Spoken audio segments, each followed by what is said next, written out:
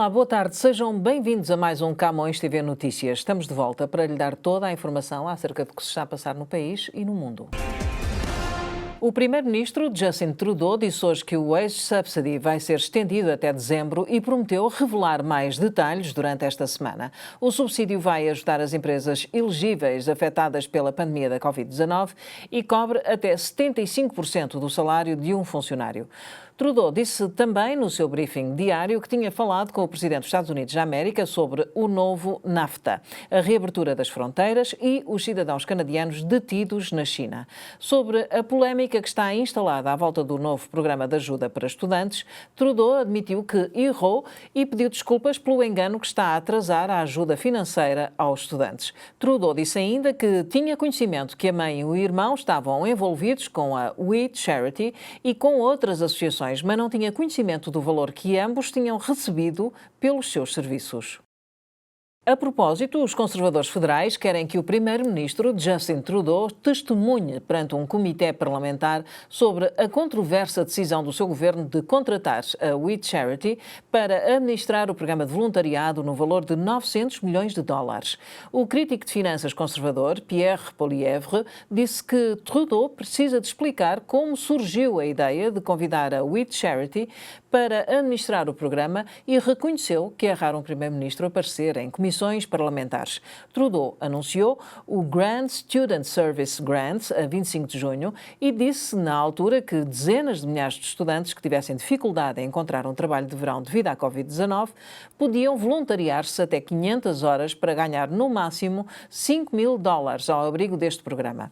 Trudeau garante que os servidores públicos federais recomendaram a organização e que ela era considerada a única capaz de administrar o programa. Trudeau, no entanto, enfrenta acusações de conflito de interesses por causa do seu envolvimento com a We Charity. As alegações cresceram depois de ter vindo a público que a sua esposa, o seu irmão e a sua mãe receberam 300 mil dólares no total para comparecerem em vários eventos da associação. Nos últimos 4 meses, os especialistas em saúde pública do Canadá têm corrido para travar a transmissão da Covid-19 e tentado descobrir como os infectados contraíram o vírus. Mas alguns médicos estão frustrados porque não conseguem perceber a origem de mais de 1/3 das infecções a nível nacional, o que torna os surtos difíceis de eliminar. Os investigadores estão agora a transformar laboratórios de genética em verdadeiras agências de detecção de vírus, num esforço para detectar o novo coronavírus em amostras de sangue de milhares de pacientes e, em seguida, comparar todos os casos e perceber a origem do contágio. Andrew McArthur, professor da Universidade McMaster, disse que este é um trabalho notável que vai permitir, em breve, perceber como o vírus se deslocou nas províncias canadianas e identificar fraquezas nas medidas de saúde que foram adotadas no início da pandemia. As agências de detecção de vírus podem fazer com que a segunda vaga de Covid-19, que os especialistas avançam que poderá acontecer no outono, seja mais fácil de controlar do que a primeira, porque agora vai ser possível isolar as fontes de contágio muito mais rapidamente. As agências de detecção de vírus não existiam em 2003, quando o SARS atingiu o Canadá. A maior parte do Ontário, fora da grande área de Toronto, vai poder entrar na terceira fase do plano de reabertura da província na próxima sexta-feira. O Premier diz que as empresas localizadas nestas regiões vão poder abrir desde que cumpram com as novas regras. A boa notícia, que autoriza a abertura de espaços como cinemas, ginásios, casinos e os restaurantes e os bares, vão poder voltar a servir refeições dentro dos seus espaços. Nas regiões que passam à terceira fase, as concentrações em grupos em espaços interiores são alargadas para 50 pessoas e no exterior passa a ser permitido concentrações de 100 pessoas. Toda a grande área de Toronto vai permanecer na segunda fase por enquanto. O desporto organizado também pode ser retomado, mas o governo esclarece que o desporto de contacto ainda não é permitido. Saunas, buffets, acampamentos noturnos para crianças e parques aquáticos continuam fechados na terceira fase. Os professores dos conselhos escolares do norte do Ontário estão preocupados com os planos da província de voltar a reabrir as escolas, porque, segundo eles, a vasta geografia e a escassa população da região apresentam desafios sérios que não estão a ser considerados pela província. Os conselhos escolares de toda a província ainda estão em processo de elaboração dos planos de contingência para setembro e, embora os professores digam que a reabertura será difícil para todos, observam que as diretrizes gerais desenvolvidas pelo Ministério da Educação não levam em conta a falta de recursos no norte do Ontário. Os professores dizem que as escolas não têm funcionários e recursos suficientes para realizar a limpeza necessária para os alunos regressarem às aulas já em setembro. Vamos agora a notícias de Portugal. Segundo o Boletim Diário da Direção-Geral da Saúde, morreram mais 2 pessoas com Covid-19 desde domingo ontem, dia em que o balanço tinha dado conta de 6 óbitos, elevando para 1.662 o número total de mortes pelo novo coronavírus. Os óbitos foram registados no Norte e em Lisboa e Val do Tejo. As vítimas são um homem, septuagenário, e uma mulher na casa dos 30 anos. Nas últimas 24 horas foram registados mais 306 novos casos de infecção, havendo agora 46.818 infectados desde o início da pandemia em Portugal. A EDP e o ex-secretário de Estado da Energia, Artur Trindade, vão ser constituídos arguidos por suspeitas de corrupção. A notícia é da RTP, que avançou que o antigo secretário de Estado do governo de Passos Coelho será constituído arguido por suspeitas de corrupção passiva por alegadamente ter beneficiado a EDP. O canal público de televisão portuguesa, que afirma que teve acesso ao processo, adiantou que o Ministério Público quer que o ex-governante seja ouvido como arguido devido à contratação do pai pela EDP. O interrogatório está marcado para dia 23 de julho e irá ocorrer no Tribunal Central de Instrução Criminal. Ainda de acordo com a RTP, o Ministério Público quer que a EDP seja constituída arguida no âmbito da Lei da Responsabilidade Criminal das Pessoas Coletivas por crimes de corrupção. O Ministério Público pede que seja ouvido até o dia 24 de julho, em representação da elétrica EDP, Carlos Mata, que é o atual administrador da EDP Inovação. O chefe José Augusto, bombeiro da Corporação de Miranda do Corvo, que morreu sábado a combater o incêndio na Serra da Lousã, era um homem muito experiente em incêndios florestais. A sua morte foi chorada no quartel, onde os colegas da corporação se reuniram para enfrentarem juntos o momento de dor. José Augusto, 55 anos, era bombeiro há 39 anos. Era um homem muito experiente, muito talhado para incêndios florestais, lembra o comandante dos bombeiros voluntários de Miranda do Corvo, Fernando Jorge. O comandante não sabe ainda o que correu mal no teatro de operações, apenas que o chefe José Augusto morreu e mais 2 bombeiros da corporação sofreram ferimentos. Assim que soube da trágica notícia, o comandante convocou os bombeiros para irem ao quartel e poder falar com eles. Muitos ficaram a noite dentro, em frente às instalações, em silêncio ou confortando-se mutuamente. Estão abalados com a situação, explica o comandante. Têm a noção de que o colega morreu como um herói e têm vontade de honrar a sua memória. Lourdes Gonçalves, diretora de serviços do Centro Paroquial de Paderne, em Melgaço, que no domingo de Páscoa deu a cruz a beijar a 17 utentes da instituição, foi notificada e deverá esta semana ser constituída arguida no âmbito de um processo em que pode ser acusada por crime de propagação de doença. Fonte do Comando Territorial da GNR de Viana do Castelo disse ao Jornal de Notícias que o Ministério Público tem solicitado às autoridades que efetuem várias diligências, sendo que uma das próximas será a constituição da diretora de serviços como arguida. Informou que a dirigente já foi notificada e deverá esta semana prestar declarações nessa qualidade.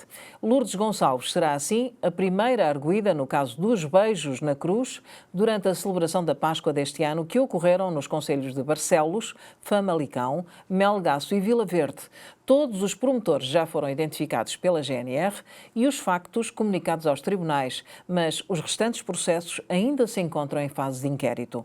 Os participantes podem vir a responder pelo crime de propagação de doença contagiosa ou por desobediência por terem desrespeitado as regras durante o estado de emergência devido à pandemia da Covid-19. As autoridades de saúde britânicas estão a atuar para suprimir mais de 100 surtos localizados de Covid-19 por semana no Reino Unido, revelou esta segunda-feira o ministro da Saúde, Matt Hancock, a propósito de mais uma fase de alívio de restrições. O ministro explicou ainda que o aumento de capacidade de testagem está a permitir encontrar mais casos. O resultado é que podemos aliviar mais o confinamento e tomar medidas direcionadas.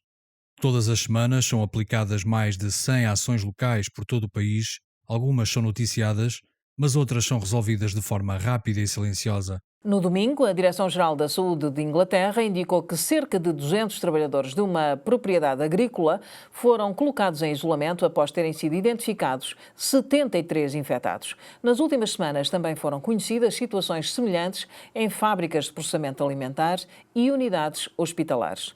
O Reino Unido registrou 44.819 mortes durante a pandemia da Covid-19 até domingo, de acordo com o Ministério da Saúde britânico, o que faz do país o terceiro no mundo com maior número de mortes, atrás dos Estados Unidos e do Brasil. Da Bélgica chega-nos a notícia que o governo belga, depois de ter colocado Lisboa no vermelho, com quarentena obrigatória no regresso, informou agora que o Algarve e o Alentejo permanecem na zona laranja, aconselhando-se uma ida ao médico às pessoas que regressem dessas regiões portuguesas. O Ministério dos Negócios Estrangeiros belga recomenda aos turistas que tenham estado no Algarve ou no Alentejo que se desloquem ao médico quando chegarem ao país. A notícia foi avançada no próprio portal do Ministério, que coloca Lisboa na lista de zonas vermelhas. Algarve e Alentejo estão na zona laranja, pelo que a Bélgica aconselha vigilância acrescida às pessoas que regressem dessas áreas. As viagens para Portugal são permitidas pelo governo belga, à exceção das deslocações às zonas vermelhas. Estas restrições não se aplicam a viagens classificadas como essenciais, como, por exemplo, as dos profissionais de saúde, eurodeputados ou ministros. Fugida nos Estados Unidos da América, a virologista chinesa Li Mengjiang disse que a China e a Organização Mundial de Saúde já conheciam a existência e o perigo do novo coronavírus antes destes serem divulgados. Ela diz saber como eles tratam os denunciantes, eles, os chineses. A especialista em virologia e imunologia assegura que o governo chinês e a Organização Mundial de Saúde tinham conhecimento acerca da existência e do perigo do vírus, muito antes de anunciarem oficialmente o surto que ocorreu na cidade chinesa de Wuhan, como todos nós sabemos, e de terem sido lançados os alertas internacionais. Li Mengjiang era uma das virologistas encarregadas de estudar o coronavírus, até que as descobertas a levaram a fugir da China para os Estados Unidos da América, contou em entrevista exclusiva à Fox News. Os problemas da epidemiologista da Universidade de Saúde Pública de Hong Kong começaram quando advertiu o governo para a letalidade e perigosidade do vírus muito antes da China reconhecer o problema. A especialista planeou o voo para os Estados Unidos quando percebeu que Pequim não a deixaria, alegadamente, contar o que sabia. A razão por que vim para os Estados Unidos é porque tenho de contar a verdade sobre a Covid-19. Se tivesse contado a minha história na China, acabava desaparecida ou assassinada. Ela deu ainda conta de que também os seus superiores ficaram em silêncio e ocultaram a investigação, cujas descobertas diz que poderiam ter ajudado a salvar muitas vidas, assegurou. Segundo a Fox News, a virologista assegura ainda que foi uma das primeiras cientistas do mundo a estudar o novo coronavírus. Diz ter recebido em finais de 2019 ordem do seu supervisor e consultor da Organização Mundial de Saúde, Leo Poon, para levar a cabo uma investigação secreta sobre um novo vírus semelhante ao que provocou a epidemia de SARS, identificada em 2002. O governo da China negocia permitir que os peritos estrangeiros, incluindo os de Hong Kong, investigassem na China. Recorri então aos meus amigos para recolher mais informação. Foi então que um amigo, cientista no Centro para o Controlo e a Prevenção de Doenças da China, lhe contou, a 31 de dezembro de 2019, que a transmissão pessoa a pessoa se apresentava como característica do novo coronavírus, o que tanto a China como a Organização Mundial de Saúde viriam a reconhecer só muito tempo depois. Lembramos que em janeiro a OMS emitiu uma declaração em que anunciava, com base em informações das autoridades chinesas, que o vírus podia causar doenças graves em alguns pacientes, mas que não se transmitia facilmente entre as pessoas. É com uma carta aberta que 83 milionários de 7 países, Estados Unidos da América, Canadá, Reino Unido, Nova Zelândia, Alemanha, Dinamarca e Holanda, instam os seus governos a aumentar os impostos sobre, precisamente, os mais ricos. Consideram que este é o único caminho para apoiar a recuperação da economia mundial depois da crise provocada pela pandemia de Covid-19, cujos efeitos, acreditam, vão prolongar-se durante muitos anos. À medida que a Covid-19 atinge todo o mundo, milionários e bilionários como nós têm um papel importante a desempenhar no mundo. Assim começa a missiva assinada por nomes como Abigail Disney e Jerry Greenfield. Salientam que não são eles quem cuida dos doentes nas unidades de cuidados intensivos, nem conduzem as ambulâncias que transportam os doentes ou fazem o reabastecimento dos supermercados. Mas temos dinheiro, muito. Dinheiro que é extremamente necessário agora e que vai continuar a ser necessário nos próximos anos, à medida que o mundo recupera desta crise. Hoje, nós, milionários que assinamos esta carta, pedimos aos nossos governos que subam os impostos sobre pessoas como nós, imediatamente, substancialmente, permanentemente. Ao contrário de dezenas de milhões de pessoas por todo o mundo, não temos de nos preocupar com perdermos o emprego, as nossas casas ou a nossa capacidade de sustentar as nossas famílias. Não estamos a lutar na linha da frente desta emergência e temos menos probabilidade de sermos vítimas. Por isso, por favor, tributem-nos, tributem-nos, tributem-nos. É a escolha certa. É a única escolha. A humanidade é mais importante que o nosso dinheiro.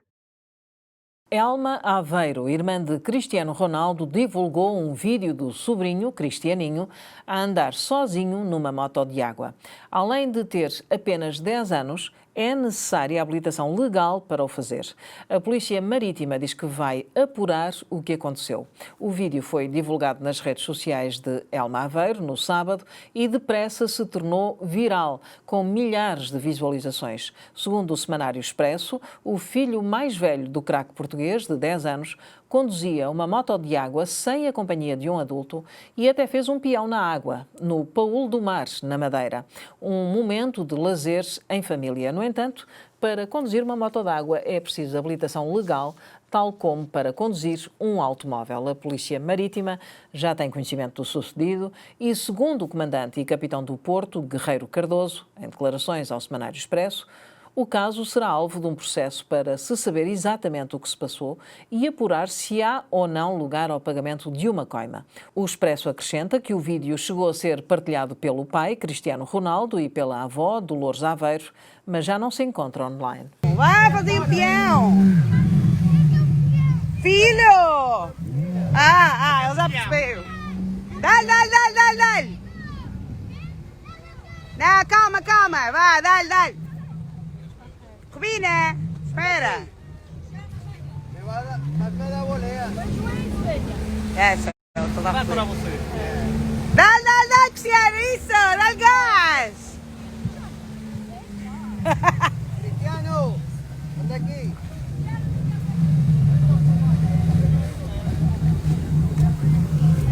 Não se rasca assim, cuidado que a outra menina já caiu com o engado.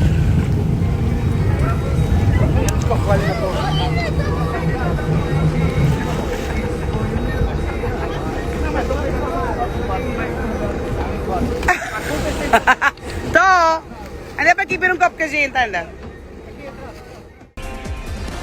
O luso-descendente Dylan Pereira, residente no Luxemburgo, foi o mais rápido nos treinos livres, esteve em destaque na qualificação e venceu a segunda corrida da temporada, disputada novamente em Spielberg, na Áustria.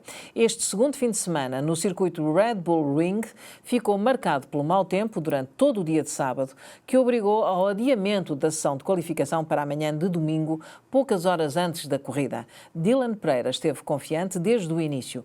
Durante a semana, o piloto e a equipa analisaram a primeira corrida e ajustaram as afinações do Porsche 911 GT3 Cup. Os treinos cronometrados estavam marcados para sábado, à hora do almoço. Devido à muita chuva que alagou a pista, a organização da prova ainda ponderou anular a sessão de qualificação e ordenar a grelha de partida de acordo com os resultados dos treinos livres. Mas, entretanto, as condições meteorológicas começaram a melhorar e a qualificação foi adiada para o final dessa tarde. E depois para o início da manhã de domingo. Com a pista completamente lavada, as condições de aderência eram diferentes e as primeiras voltas foram de grande espetáculo. Dylan Pereira aqueceu os pneus, testou os limites e realizou o tempo mais rápido antes de regressar à boxe para as últimas afinações e para trocar de pneus. De volta à pista, os últimos minutos de qualificação foram muito disputados. O luso-descendente teve algumas dificuldades de aderência, mas mesmo assim obteve o terceiro lugar para a grelha de partida. Na corrida, Dylan Pereira fez um excelente arranque, passando imediatamente para o segundo lugar e durante a segunda volta realizou uma ultrapassagem espetacular com duas rodas na relva e assumiu o comando da corrida. Nas voltas seguintes foi ganhando avanço sobre os seus adversários, vencendo a corrida com quase 4 segundos de vantagem sobre o segundo classificado. E agora vamos a notícias do futebol brasileiro. A agitação no jogo entre o Flamengo e o Fluminense no estádio do Maracanã começou pouco antes do último apito, quando o avançado Gabigol viu o segundo amarelo. A penalização foi atribuída a Gabigol por demorar a sair de campo na substituição que o técnico português estava a proceder. Jorge Jesus contestou bastante a decisão junto do quarto árbitro e, quando a partida foi encerrada, foi até ao árbitro tirar satisfações sobre o lance da expulsão, que tirou o avançado da partida da segunda mão. O Fluminense perdeu frente ao Flamengo no estádio do Maracanã por 2-1 em jogo da primeira mão do Campeonato Carioca. O final do derby foi polémico, com o treinador Odair Hellmann a recusar cumprimentar o português Jorge Jesus. O que aconteceu, Anderson, foi que o Rodrigo Caio pediu para ficar e aí o Jesus pediu para o Gabriel Barbosa sair. E ele ficou, eu saio, não saio, saio, não saio, saio, não saio. E aí o juiz achou que o Gabriel Barbosa estava enrolando, deu o segundo amarelo a ele e aí deu o vermelho. Agora o Jorge Jesus discute bastante aqui com a arbitragem aqui, toda a comissão técnica do Flamengo também. E o Odair vem aqui cobrando mais tempo de acréscimo. Com certeza, alguém tem que tomar providências, que aí o Jorge Jesus, todo o Flamengo partiu com tudo para cima da quarto árbitro, da Rejane Caetano da Silva. O Flamengo está cozinhando o finalzinho do jogo, está gastando tempo. O Tottenham de José Mourinho ganhou este domingo o derby do norte de Londres frente ao Arsenal por 2-1 e no final o treinador português não escondeu a alegria que sentiu. Em entrevista ao canal de televisão do seu clube, o treinador português José Mourinho, que na antevisão do encontro recordou que nunca perdeu uma partida frente aos Gunners, mostrou-se muito satisfeito com o triunfo e falou da sua ligação ao Vitória de Setúbal. Estou muito feliz por vencer o derby. Não nasci adepto do Tottenham, nem adepto do Inter, Real Madrid, Chelsea ou United. Nasci adepto do Vitória de Setúbal. Mas considero-me um grande profissional e isso significa ter de amar o clube e os adeptos, entender o que eles querem e adoram. Como dizia aos jogadores antes do jogo, para vencer este jogo era preciso eles vestirem a pele do adepto, sentirem o que o adepto sentiria se estivesse em campo e estarem prontos para lutar da mesma maneira que um adepto do Tottenham lutaria contra o Arsenal. Os jogadores lutaram do primeiro ao último minuto. Tivemos momentos bons. Um português a residir no Canadá pretende criar uma aldeia global virtual das comunidades portuguesas espalhadas nos vários cantos do mundo, um projeto que envolve a colocação de 25 murais dedicados à fadista Amália Rodrigues. O objetivo é criar uma comunidade virtual entre as comunidades portuguesas no mundo para comunicarmos virtualmente, para partilharmos a nossa cultura, afirmou à Lusa o empresário e escritor Herman Alves, de 62 anos, radicado no Canadá há 50 anos. Natural de Porto de Mós, Leiria, e a residir em Montreal, no Quebec, Herman Alves lançou o projeto de colocação dos 25 murais da Amália Rodrigues em várias cidades, com grande representatividade da comunidade portuguesa. Sublinhou ainda que esperam organizar, na altura de Natal, um concerto virtual junto dos murais com a contribuição da cidade. Esta semana, o artista Paulo Carreira vai começar a pintar o mural da Diva do Fado junto ao Parque de Portugal, em Montreal, próximo da residência do músico canadiano Leonard Cohen, e que terá a sua inauguração no centenário do aniversário da Amália Rodrigues, no próximo dia 23 de julho. Além de Montreal, Porto-de-Mós já dispõe de um mural da Fadista, na Praça Arménio Marques, inaugurado no dia 29 de maio. E as próximas cidades a receber as respectivas obras serão Toronto, Fall River e New Bradford, nos Estados Unidos, Buenos Aires, na Argentina, e Praia de Cabo Verde. No entanto, o empresário também destaca outra vertente cultural da iniciativa através do fado, interpretado por artistas das comunidades locais e em língua oficial desses mesmos países. O plano é fazer 25 murais com 25 canções para depois lançarmos 2 álbuns por artistas locais. Por exemplo, em Cabo Verde será interpretada por José Perdigão em crioulo. Cada mural terá a sua canção em inglês e em francês. Após o Canadá, o próximo mural a ser pintado será em Paris pela artista luso-francesa Nathalie Afonso. Dentro de 2 anos, o promotor espera ter murais da Amália nos vários cantos do mundo, como em Goa, Índia, Macau, China, Timor-Leste e noutras antigas colónias portuguesas e em países onde existem grandes comunidades portuguesas. E assim chegamos ao final do Camões TV Notícias de hoje. Vamos voltar amanhã, sempre em português, com o que se passa no país e no mundo, e já sabe, estamos a contar consigo aí desse lado. Até amanhã.